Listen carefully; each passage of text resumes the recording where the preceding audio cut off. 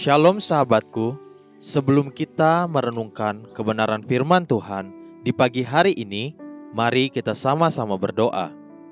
Bapa Surgawi, kami mengucap syukur buat pagi hari ini. Kami berterima kasih untuk keadaan yang sehat yang masih Tuhan berikan untuk setiap kami.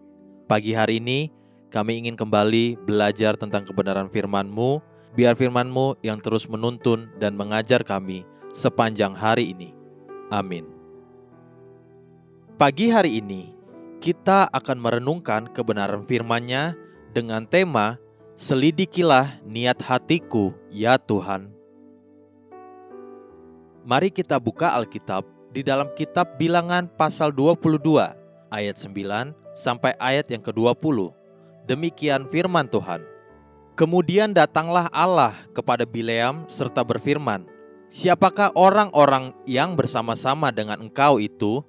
Dan berkatalah Bileam kepada Allah, "Balak bin Zipor, Raja Moab, mengutus orang kepadaku dengan pesan, 'Ketahuilah, ada bangsa yang keluar dari Mesir, dan permukaan bumi tertutup olehnya. Karena itu, datanglah, serapahlah mereka bagiku. Mungkin aku akan sanggup berperang melawan mereka dan menghalau mereka.' Lalu berfirmanlah Allah kepada Bileam, 'Janganlah engkau pergi bersama-sama dengan mereka. Janganlah engkau mengutuk bangsa itu, sebab mereka telah diberkati.' Bangunlah Bileam pada waktu pagi, lalu berkata kepada pemuka-pemuka Balak, 'Pulanglah ke negerimu, sebab Tuhan tidak mengizinkan aku pergi bersama-sama dengan kamu.' Lalu berangkatlah pemuka-pemuka Moab itu, dan setelah mereka sampai kepada Balak, berkatalah mereka, 'Bileam menolak datang bersama-sama dengan kami.' Tetapi Balak mengutus pula pemuka-pemuka lebih banyak dan lebih terhormat dari yang pertama. Setelah mereka sampai kepada Bileam, berkatalah mereka kepadanya, 'Beginilah kata Balak bin Zipor, janganlah biarkan dirimu terhalang-halang untuk datang kepadaku, sebab aku akan memberi upahmu sangat banyak, dan apapun yang kau minta daripadaku, aku akan mengabulkannya. Datanglah dan serapahlah bangsa itu bagiku.' Tetapi Bileam menjawab kepada pegawai-pegawai Balak, 'Sekalipun Balak memberikan kepadaku emas dan perak seistana penuh, aku tidak akan sanggup berbuat sesuatu, yang kecil atau yang besar, yang melanggar titah Tuhan Allahku. Oleh sebab itu, baiklah kamu pun tinggal di sini pada malam ini, supaya aku tahu apakah pula yang akan difirmankan Tuhan kepadaku.' Datanglah Allah kepada Bileam pada waktu malam serta berfirman kepadanya, 'Jikalau orang-orang itu memang sudah datang untuk memanggil engkau, bangunlah, pergilah bersama-sama dengan mereka. Tetapi hanya apa yang akan kufirmankan kepadamu harus kau lakukan.' Kejatuhan Bileam, hamba Tuhan itu, dimulai dari perkara kecil dan sangat sederhana sekali. Ketika pertama kalinya Bileam kedatangan tamu-tamu dari Moab, awalnya Bileam tidak mengetahui tujuan kedatangan mereka. Setelah mereka menyatakan isi hati dan tujuan mereka, kemudian secara langsung Tuhan mengintervensi hati dan langkah Bileam. Bilangan 22 ayat 12 menyatakan, "Lalu berfirmanlah Allah kepada Bileam, 'Janganlah engkau pergi bersama-sama dengan mereka. Janganlah engkau mengutuk bangsa itu, sebab mereka telah diberkati.'"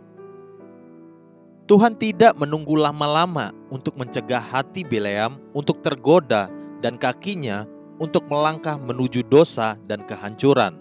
Tuhan langsung menyatakan isi hatinya kepada Bileam setelah utusan Raja Moab membuka mulutnya untuk meminta Bileam mengutuki Israel. Pesan Tuhan sangat terang dan jelas, jangan pergi, jangan mengutuk bangsa itu.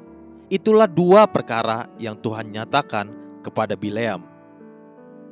Kemudian Balak berpikir, mungkin upahnya kurang. Lalu Balak mengirim utusan berikutnya yang lebih senior dengan tawaran upah yang lebih besar lagi.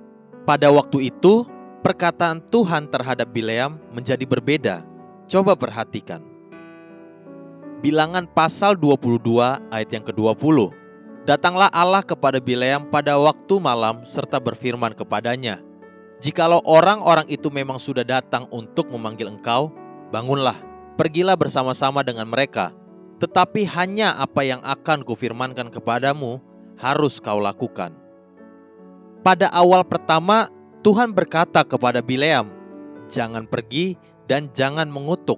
Namun pada kali kedua, Tuhan berkata, pergilah dan katakan hanya yang aku firmankan. Jika kita baca sepintas, seakan-akan Tuhan sedang berubah pikiran. Awalnya Tuhan katakan, jangan pergi.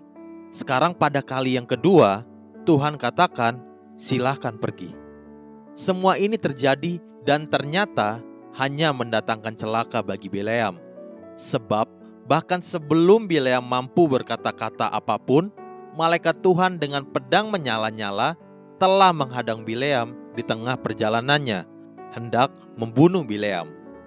Kenapa harus dibiarkan atau diizinkan untuk pergi, jika ternyata hanya untuk dibunuh di tengah jalan oleh Tuhan sendiri?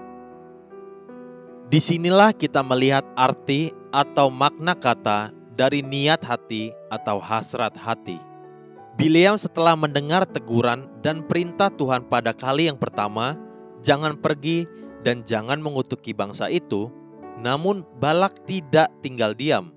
Sama seperti iblis, dia mundur sebentar untuk mencari kesempatan baik dan kemudian maju untuk menggempur lagi. Namun pada kali yang kedua ini, terlihat jelas niat hati Bileam yang serakah dan condong kepada uang atau upah. Sehingga kehendak Tuhan bertabrakan dengan free will atau kehendak bebas manusia. Pada saat itulah Tuhan membiarkan Bileam pergi dan melangkah. Pelajaran yang sangat penting namun sederhana pagi ini. Perhatikan niat hatimu, kecondongan dalam hatimu. Sebab sama seperti Daud berkata di Mazmur 66 ayat 18 demikian, seandainya ada niat jahat dalam hatiku, tentulah Tuhan tidak mau mendengar. Haleluya. Sahabatku, mari kita sama-sama berdoa. Terima kasih Bapa Surgawi. Selidikilah batinku dan hatiku, supaya aku berkenan di hadapan-Mu. Amin. Jesus loves you and so do I.